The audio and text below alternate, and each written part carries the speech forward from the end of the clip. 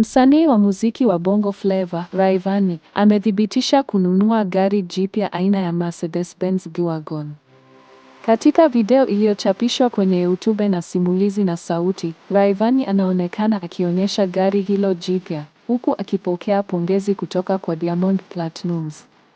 Mercedes-Benz G-Wagon ni gari la kifahari linalojulikana kwa muundo wake wa kipekee na uwezo wa hali ya juu barabarani na nje ya barabara.